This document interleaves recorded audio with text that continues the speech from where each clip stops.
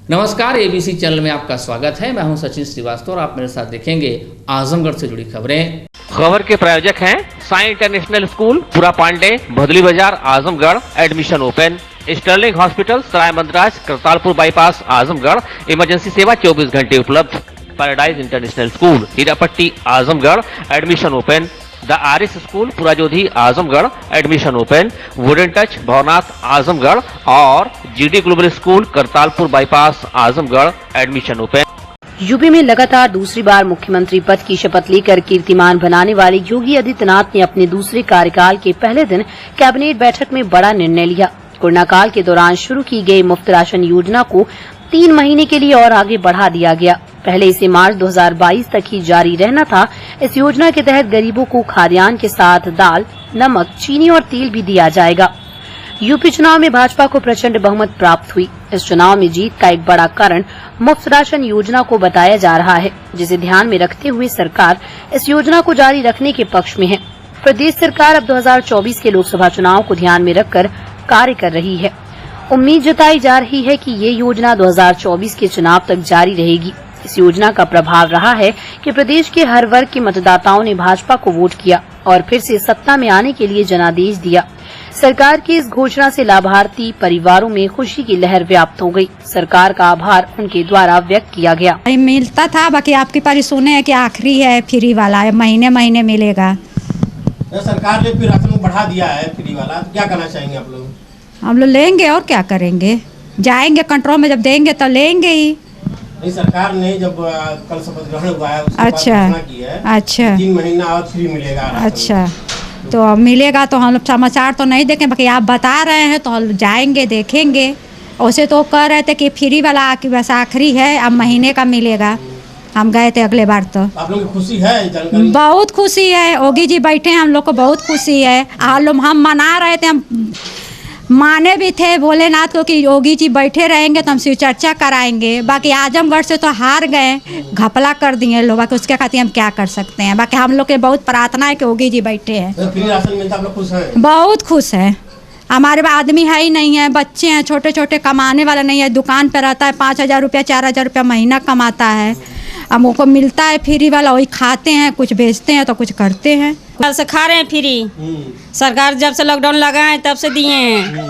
अब ये महीना में कहें कि लास्ट है, अब नहीं फ्री मिलेगा, तो हम लोग को तो ये नहीं पता है कि आप सरकार देंगे कि क्या करेंगे। सरकार ने 3 महीना बढ़ा दिया है, किसी खुशी आप लोगों को है?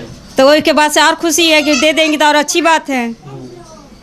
हाँ, बच्चे लोग को वही से न गुजारा बसर हम लोग कर रहे हैं।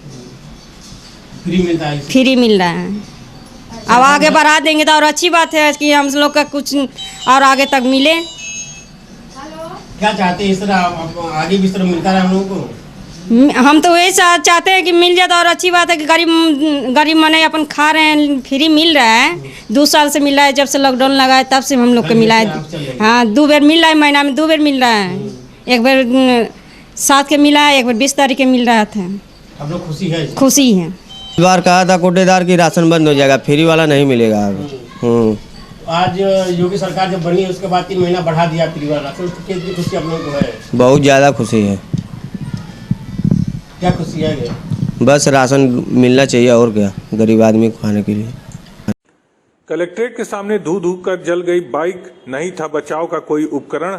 फायर ब्रिगेड ने मौके पर पहुंचकर पाया आग पर काबू। पुलिस फोर्स भी मौके पर तैनात। आजमगढ़ जिला मुख्यालय पर कलेक्ट्रेट के सामने करीब 11:15 बजे उस समय अफरा तफरी मच गई जब एक बाइक में अचानक से आग लग गई। इसके बाद वहां लोग भाग दौड़कर आग बुझाने का उपकरण खोजने लगे, लेकिन वहां पर ऐसा कोई भी ना उपकरण मिला, ना ही सामान मिला जिससे आग पर काबू पाया जा सके। उधर बाइक पर आग विकराल रूप धारण कर ली। सूचना के बाद मौके पर फायर ब्रिगेड की गाड़ी पहुंची, तब उसने आग पर काबू पाया, लेकिन यह बड़ा सवाल था कि इतने बड़े कलेक्ट्रेट भवन में एक भी ऐसा उपकरण संचालित नहीं पाया गया जिससे आग पर काबू पाया जा सके। वहीं घटना के बारे में बताया जा रहा है कि बाइक सवार वहां बाइक खड़ी करके चला गया था और अचानक से उसमें आग लगी। वहीं कुछ लोगों का यह भी कहना था कि किक मारने के दौरान ही उसमें जो बाद में विकराल रूप धारण कर ली। फिलहाल पुलिस मौके पर पहुंच गई थी और जांच पड़ताल की जा रही थी। आजमगढ़ में शहर की साफ सफाई और सुंदरीकरण के डीएम अमृत त्रिपाठी के प्रयास का असर अब चारों तरफ दिखना शुरू हो गया है। चुनाव के बाद से लगातार डीएम आजमगढ़ की सड़कों पर साफ सफाई, उनको दुरुस्त करने और अन्य जो भी कारण है जिसके चलते सुंदरीकरण का कार्य आगे बढ़े, उसके लिए निर्देश जारी कर रहे हैं, जिसमें प्रगति भी दिखाई दे रही है। आजमगढ़ के डीएम ने सबसे पहले जिला मुख्यालय को अपने निगाह में रखा और खुद भी इसके लिए लगातार प्रयासरत हैं। सुबह, दोपहर, शाम जब भी मौका मिलता है वो इसके लिए कुछ न कुछ करते रहते हैं। इसी क्रम में आजमगढ़ शहर के मध्य कलेक्ट्री से कुछ दूर पर स्थित पुरानी जेल के पास बने नगर पालिका के कूड़ा डंपिंग क्षेत्र को अब ईंटों से जोड़कर दूसरी तरफ रखा जा रहा है, जिससे आने जाने वालों को सीधे सामने कूड़े ना दिखाई दें। वहीं नगर पालिका के कर्मचारी भी साफ सफाई पर कूड़ों को इकट्ठा कर बाउंड्री के उस पार ही भेजेंगे, जिससे कूड़ा सड़क पार न आए। इसके अलावा कोतवाली परिसर के सामने बाईपास बंधे पर नीचे और ऊपर की सड़कों के बीच की दीवारों को रंग रोगन का कार्य भी अब शुरू हो गया है, जिसके चलते यहाँ की सुंदरता पर और चार चांद लगेगा। बता दें कि पहले भी इसका प्रयास हुआ था, लेकिन कई कारणों से योजना धरी की धरी रह गई और कई सवाल खड़े हो गए थे। इस बार सब कुछ डीएम की निगरानी में हो रहा है।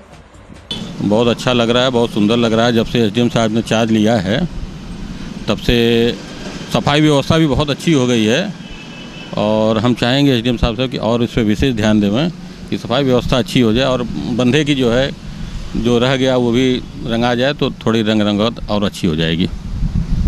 शहर में जो साफ सफाई सड़कें हैं वो भी हाँ, सारी सड़कें जो है सफाई कायदे से हो जाए और सुबह सुबह सफाई आजकल हो जा रही है। हम तो टहलने जाते हैं, सुबह हैं, देखते हैं कि सुबह सुबह हमारे टहलने से पहले ही सफाई हो जाती है आजकल।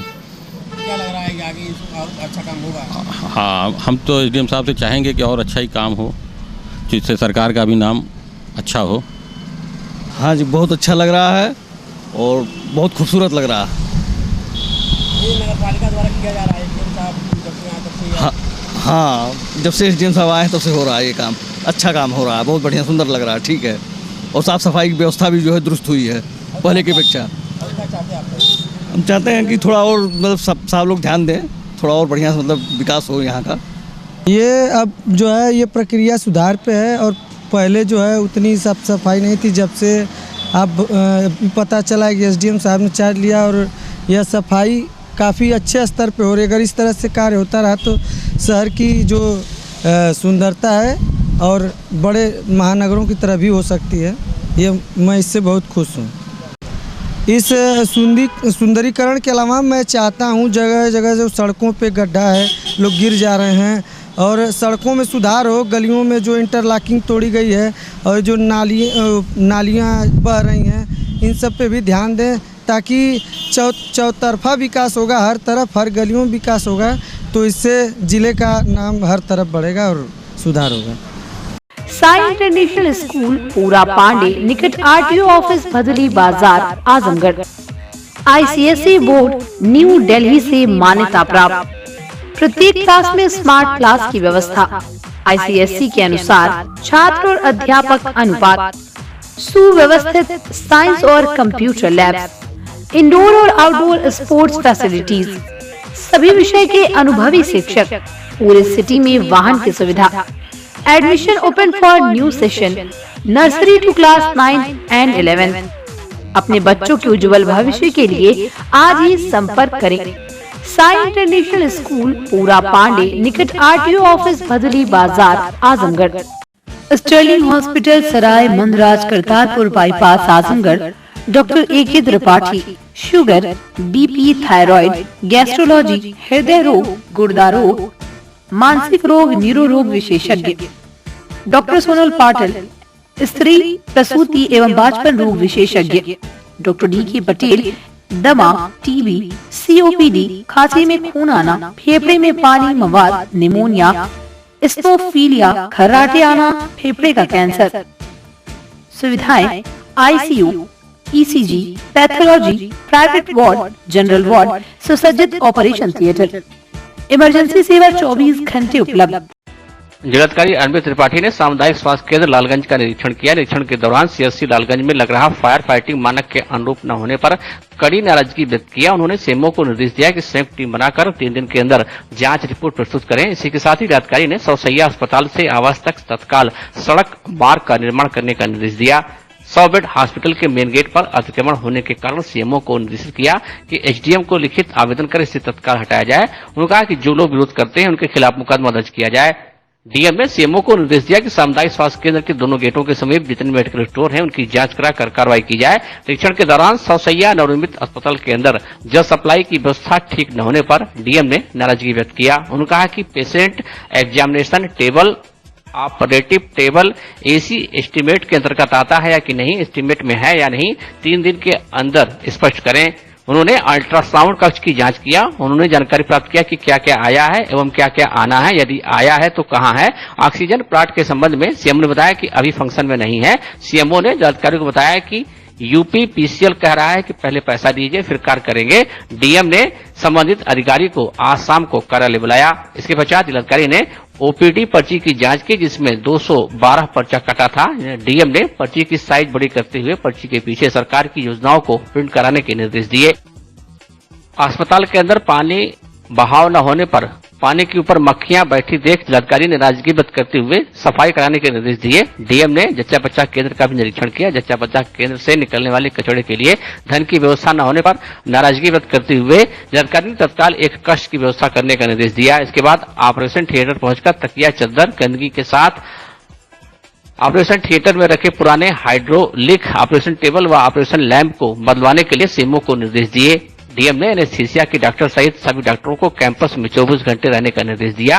उन्होंने निर्देश दिया कि जो कार्य अधूरा पाया गया है उसे 6 अप्रैल तक पूरा कर लिया जाए। डीएम ने कहा कि 9 अप्रैल को मैं पुनः सामुदायिक स्वास्थ्य केंद्र लालगंज पहुंचकर निरीक्षण करूंगा। इसके पश्चात जिलाधिकारी तहसील परिसर लालगंज पहुंचकर लेखपाल संघ भवन, तहसील परिसर भवन सहित पुराने जर्जर भवन का निरीक्षण करते हुए पीडब्ल्यूडी एक्सीएन को निर्देशित किया कि पुराने भवन को गिराने के लिए कार्रवाई पूर्ण किए जाए, जिससे कि पुराने भवन सहित तहसीलदार आवास के जर्जर भवन को गिराया जा सके। इसके बाद जिलाधिकारी ने अधिवक्ता संघ पहुंचकर दीवार व तहसील बार के अध्यक्षों से समस्या की जानकारी लिया, जिस पर अधिवक्ताओं ने तहसील परिसर में ग्रामीण न्यायालय की स्थापना की मांग की।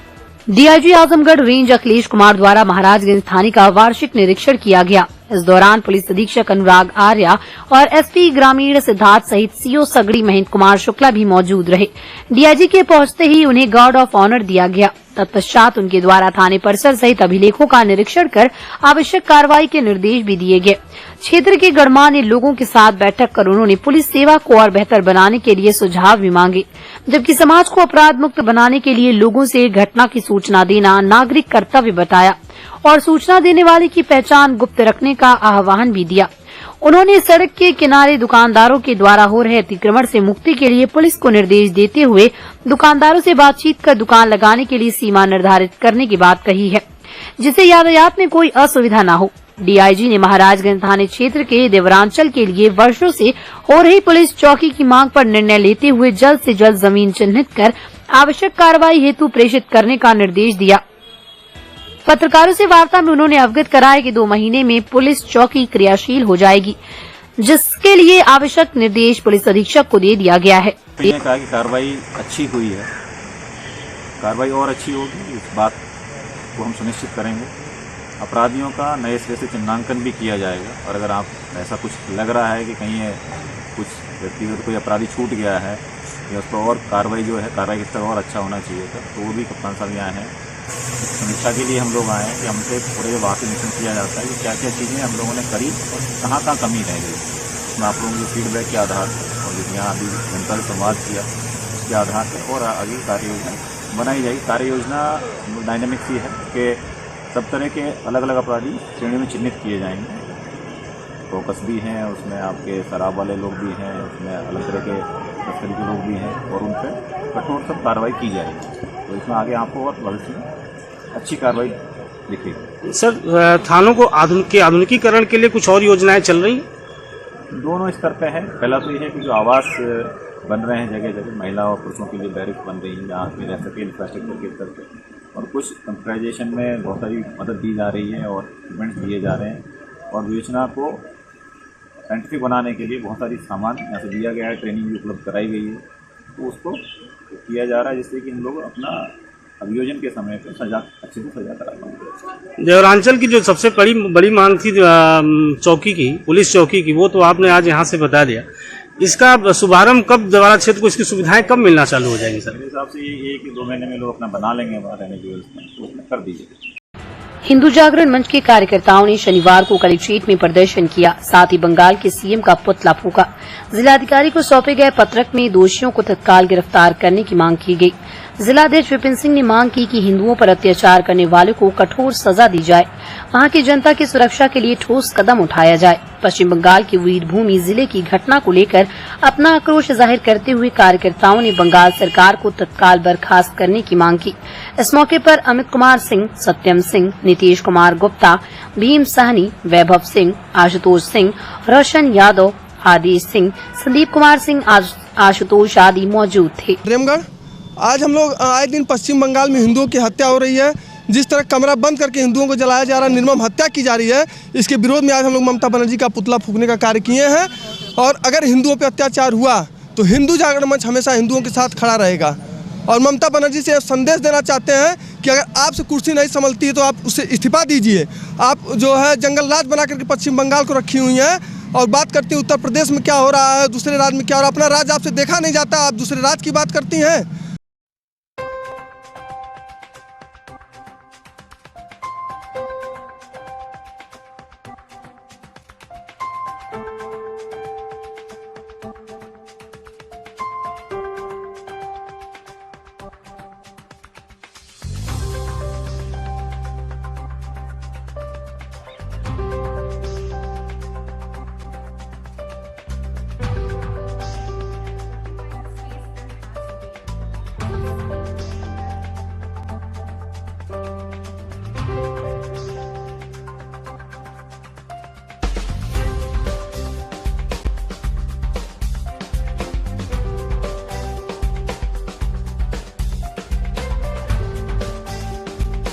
Wooden touch Bhavarnath Azamgarh, a complete hardware store. हमारे यहाँ branded plywood, flush door, designer door, PVC door, Formica, fancy hardware, kitchen की चिमनी एवं मॉड्यूलर किचन की एक्सक्लूसिव रेंज उपलब्ध। अपने आशियाने में लगाइए 4 चांद, पहुंचिए वुडन टच भवरनाथ आजमगढ़। आजमगढ़ दौरे पर आए समाजवादी पार्टी के महाराष्ट्र के अध्यक्ष व विधायक अबू आसिम आजमी ने भाजपा सरकार पर जमकर निशाना साधा। उन्होंने कहा कि भाजपा को जनता ने विकास के नाम पर नहीं बल्कि धर्म के नाम पर वोट दिया है। अबू आसिम ने कहा कि कोरोना काल में प्रदेश की जनता को अस्पतालों में दवा और ऑक्सीजन नहीं मिल पाई। चुनाव में ऐसे मुद्दे बने जिससे लोगों के जज्बात को भड़काया जा सके। मीडिया से बातचीत करते हुए सपा नेता अबू आसिम आजमी ने कहा कि निश्चित रूप से विधानसभा के चुनाव में सपा को कामयाबी मिली है। 2017 के विधानसभा चुनाव में सपा को 49 सीटें मिली थी। इस बार हमारी सीटें बढ़ी हैं। एक तरफ पूरी सरकार थी, IAS अधिकारी व चुनाव आयोग था, और एक तरफ हम लोग। सपा नेता का कहना है कि इस बार के विधानसभा चुनाव में बेईमानी हुई है। कोरोना संक्रमण के समय लाशों को गंगा में फेंका गया, ऐसे में लगता है कि कहीं न कहीं गड़बड़ी हुई है। सपा नेता अबू आसिम आजमी का कहना है कि ईवीएम की जांच के लिए एक कमीशन बनना चाहिए। सपा सुप्रीमो अखिलेश यादव द्वारा आजमगढ़ संसदीय सीट से इस्तीफा दिए जाने के सवाल पर सपा नेता अबू आसिम आजमी का कहना है कि अखिलेश यादव का आजमगढ़ से बहुत लगाव है। जिले में जो भी विकास हुआ है सब समाजवादी पार्टी की देन है। यही कारण है कि जिले की सभी 10 सीटों पर सपा चुनाव जीती है। सपा नेता ने कहा कि द कश्मीर फाइल्स पूरी तरह से झूठ का पुलिंदा है। उन्होंने कहा कि यदि कश्मीर फाइल्स दिखाना है तो गुजरात फाइल्स भी दिखा दो। RTI का जवाब आया कि 30 वर्षों में कश्मीर में 1724 लोग मारे गए। मरने वालों में 89 पंडित हैं, जो लगभग 5% है। सपा नेता ने बताया कि कश्मीर के मुसलमान वहां के आतंकवादियों से लड़ रहा है। कश्मीर से भागने वालों में 12,000 मुसलमान हैं, जबकि 2 लाख से अधिक पंडित हैं। ये सब सरकार की जानी समझी साजिश है। विधानसभा चुनाव में सक्रियता के सवाल पर सपा नेता ने कहा कि पूरे देश में एक मैसेज चल रहा है कि मुसलमान अछूत है। यदि चुनाव सभाओं में मुसलमान साथ खड़ा है तो मेजॉरिटी का वोट नहीं मिलेगा। इसी कारण मैं स्वयं चुनाव में प्रचार से दूर रहा। अबू आजमी का कहना है कि चुनाव से भले दूर रहा पर टेलीफोन से लगातार काम करता रहा। यदि चुनाव प्रचार करता तो जबरदस्ती भाजपा पोलराइज करने का प्रयास करती। यही कारण रहा कि इस बार के यूपी के विधानसभा चुनाव प्रचार से मैं दूर ही रहा। जीत गया। लोग जो बेचारे शरीफ लोग हैं, विकास क्या पकड़े हो तुम, जो भोले लोग हैं, जो किसान हैं, ऐसे लोगों को धर्म के नाम पर, जात के नाम पर वरखला कर, बेवकूफ बनाकर, झूठ बोलकर जो लोग काम करते हैं वो इसी होते हैं। ये तो आपने बोला हिंदू तो जीत गया, जो किसान और जो भोले लोग की आप बात कर रहे हैं वो हिंदू थे या मुसलमान थे? नहीं, वो इंसान थे। लेकिन ऐसा नहीं, ये सरकार जो है एक ऐसी हिस्ट्री पेश कर रही है जिसमें सच्चाई कुछ नहीं है। सच्चाई को छोड़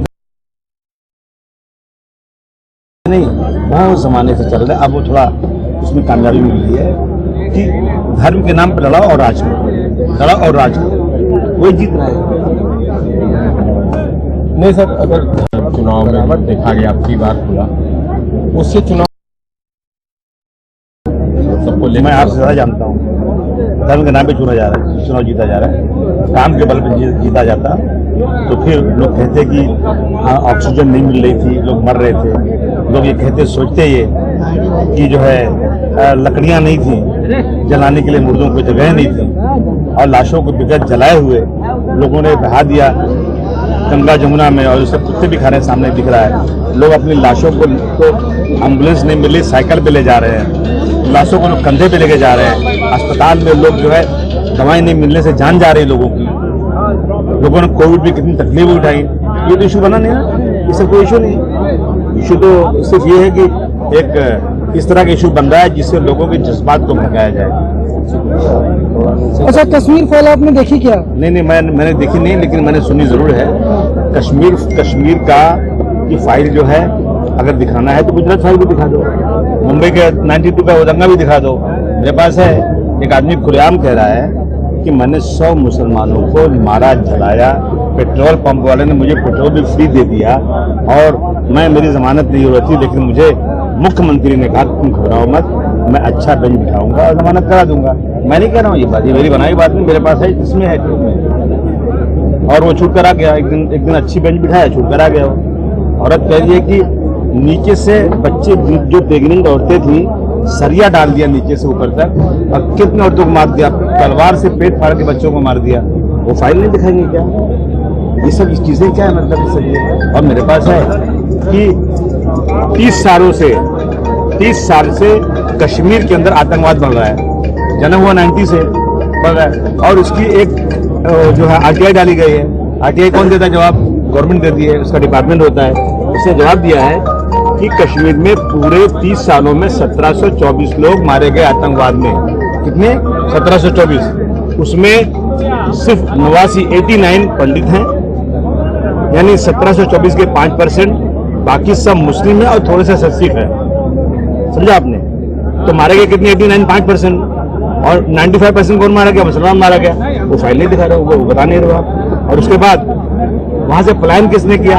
पलायन करने वालों में 1,57,000 से ज्यादा लोग हैं, 2,57,000 शायद हैं, हाँ। और उसमें 12,000 मुसलमान हैं, बाकी सब पंडित हैं। तो पलायन किसने किया?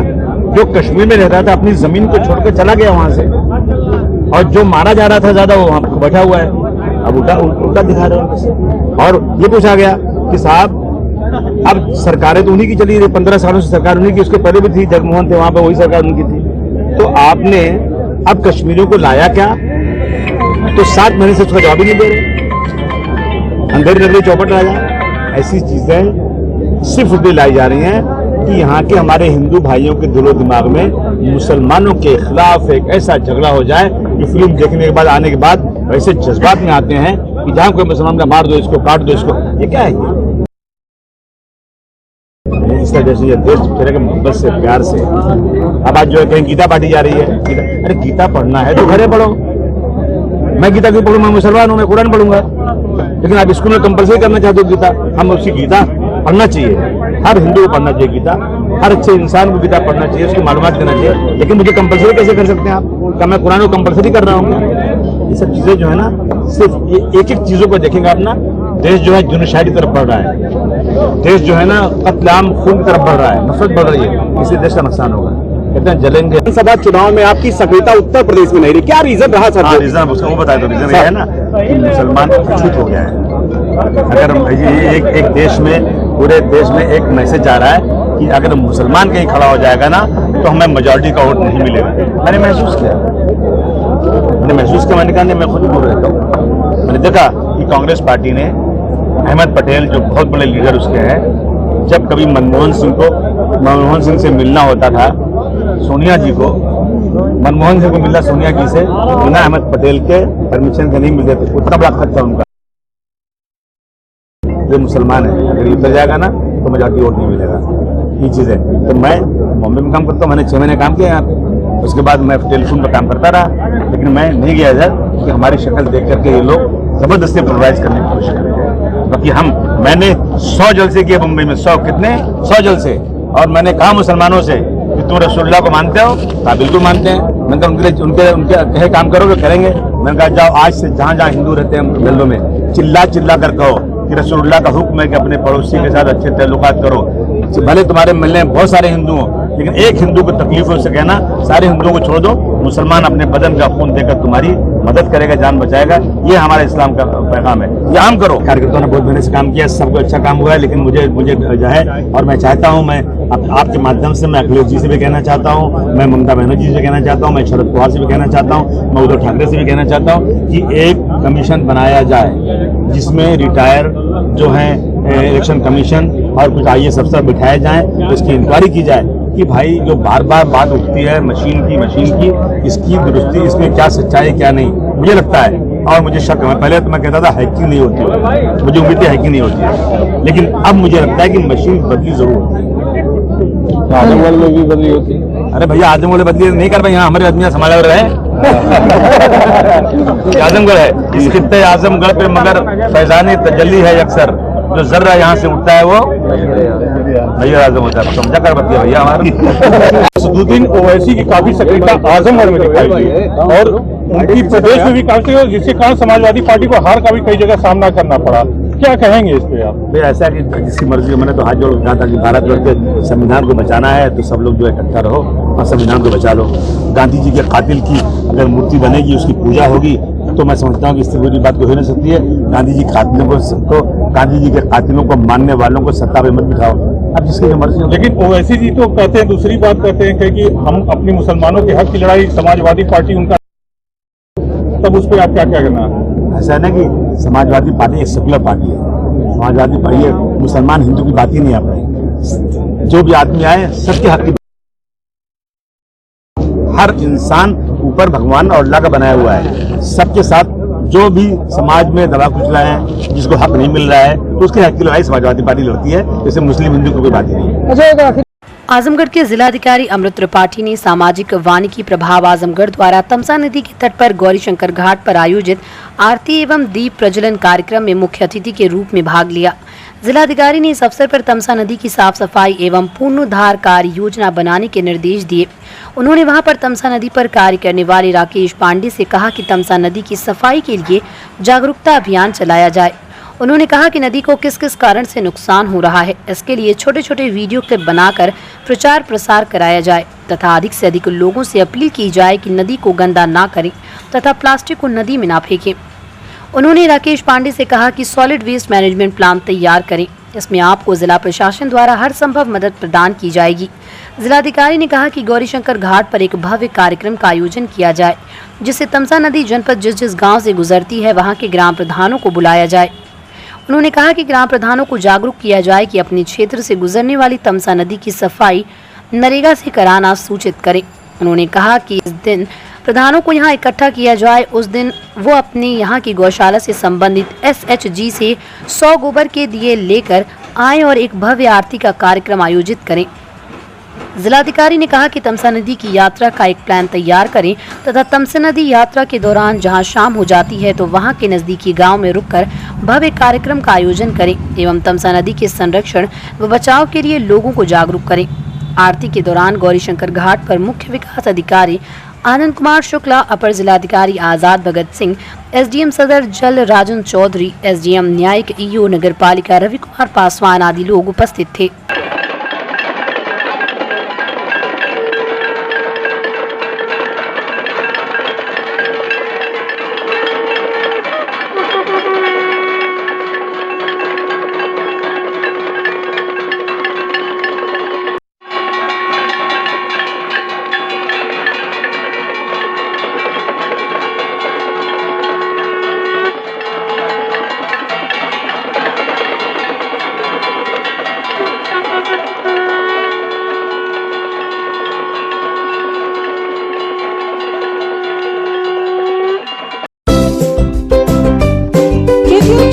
A world-class education at the Iris School, Pura Jyoti, Mukeriganj, Azamgarh.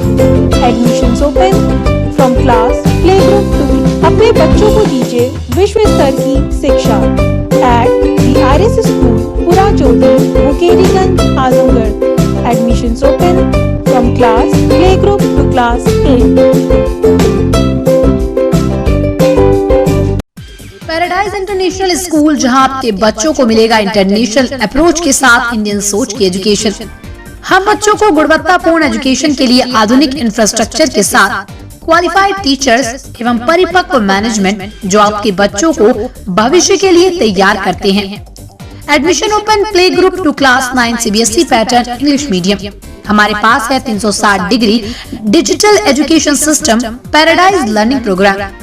Play group section, जहां छोटे बच्चे के लिए आजमगढ़ का सबसे बड़ा प्ले जोन। अपने बच्चों के उज्जवल भविष्य निर्माण के लिए पहुंचिए पैराडाइज इंटरनेशनल स्कूल, केंद्रीय विद्यालय रोड, हीरापट्टी, आजमगढ़। आजीविका मिशन के तहत मार्टिनगंज क्षेत्र के 31 भोली भाली महिलाओं के साथ व 18 समूह की महिलाओं का गलत तरीके से जाल में फंसाकर लाखों का गबन किया गया, जिसकी जांच शनिवार को मार्टिनगंज में हुई।